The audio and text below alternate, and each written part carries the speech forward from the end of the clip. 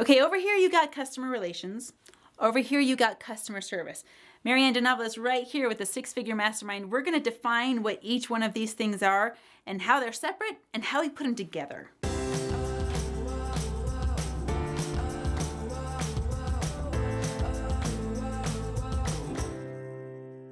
Let's talk customer relations versus customer service. They're two very different things, but you need both for your business.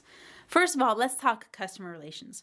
Customer relations is you reaching out to your customers. And this may be a little bit more important than customer service. I know that sounds weird, but go with me on this.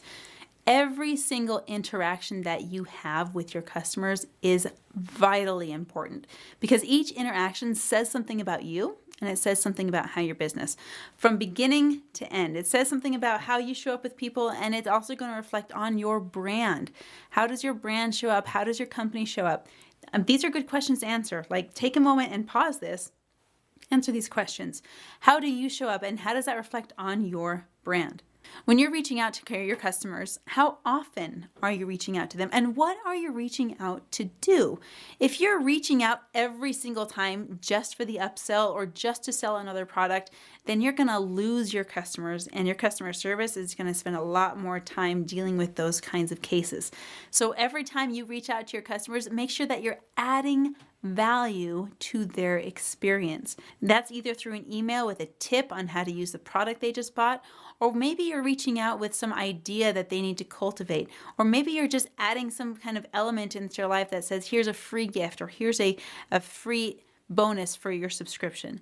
When you're reaching out to your customers, you're creating customer relations. So create positive customer relations. Act as if for a moment you were the customer and you wanted to experience value from your company without trying to be upsold and pitched every time they got together with you.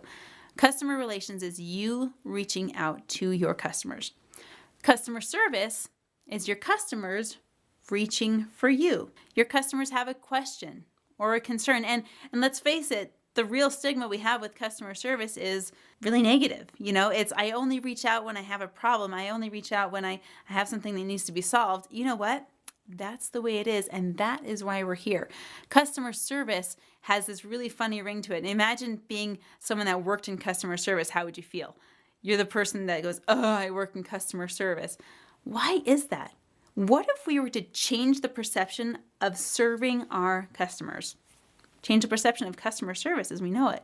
Customer service is when your customers reach out to you. Again, every single interaction with your customers matters. So when your customer reaches out to you, you have got to be responsive. You've got to be positive and you've got to be supportive. In order to be responsive, you need to respond quickly, which means however they're reaching out to you, you've got to have a notification going off on your phone to let you know that you're on the ball to respond to your customers. It's time to reach out to them and answer their questions and respond to their messages and answer whatever concerns that they have. Maybe they've bought the product, maybe they haven't, but more often than not, they actually have. That's why it's called customer service, not potential customer service. They're calling you because, they've got a problem. They've got a concern. Sometimes they'll call you with positive feedback, but more often than not, customer service comes with a lot of problem-solving skills that are going to need to be in place in order for the customer to have a proper experience. Customer service is effective when you don't pass the buck. I used to work in a retail establishment and we sold books. Lots of books. Throughout this whole experience, we had a set of rules with which we did our work. And one of those sounded like this. And those of you that have worked by the same company I have, you'll recognize this. But it's a mantra that I live by. And this mantra goes like this. I push decisions to the lowest level possible. I know the ones I should make. I decide quickly and move on. And what does that mean to push decisions to the lowest level possible? Level means level in management. So up here we've got the head manager, the head honcho, the CEO, then we've got the assistant manager, and then we've got the supervisor, and then we've got the employee, okay? The lowest level possible means the front lines. The lowest level possible means I'm the person in the trenches with the clients. The head manager, the head CEO, they honestly don't see as many of the clients as the associate does on the sales floor. So whether you're on the sales floor or you're selling a service just one-on-one as a mentor, you need to be the one in the front lines with the client and have as many answers as possible. If by chance you don't have an answer right away, you need to find out who does and inform the client every step of the way. Whenever you order something online, you have this fun little tracker that says your client has just been labeled, not your client, that says your product has just been labeled, it's ready for shipment, and now it's on delivery, now it's on the truck, and it was delivered this morning. The same thing needs to happen with the notifications to your client. They need to know where they're at in the problem-solving process. Your problem has just been addressed over here. Now it's been taken to my manager because I didn't know the answer to it. I contacted my manager this morning. He says he'll get back to me in an hour. It's been an hour, even either I have heard or I haven't heard from my manager. I'm going to keep you updated every step of the way and take the advanced step forward so that you are in total clarity with where we're at on solving your problem. If by chance the problem can't be solved, whatever it happens to be, find the best solution possible. If a product got lost and it can't be found, resend another product. Have the customer have the all-star experience when they call your customer service. Customers also want to feel like they belong, and they belong in a community. They belong in a tribe. They want to belong. They want to experience some kind of feeling of unity with everyone else that's participating in their product. That's why you'll see so many times whenever you download a new app on your phone, or you buy the latest Fitbit, or you use the latest product, or you use the latest doodad or whatever you have, that there is a community online that supports the use of that product. It really leads into a lifestyle. So for example, if you brought a new pair of shoes and they were a special kind of shoes, maybe they're the Heelys with the wheels on them, I bet you if you go online right now, you'll find the Heelys community of what, maybe there's some people doing tricks with Heelys, or maybe there's some people that are doing, customer service or art with Heelys, who knows, but there's a whole community and people want to belong to that community. So what does that mean for you as a business owner? Create the community, because people want to know that they're part of something bigger, even if it's just buying a pair of shoes. Take, for example, the Toms movement. Toms became really, really popular. Not only were they comfortable, not only were they a quality product, but they also had a community surrounding them. Every time you buy a pair of Toms, the company gave a pair to a child in Africa.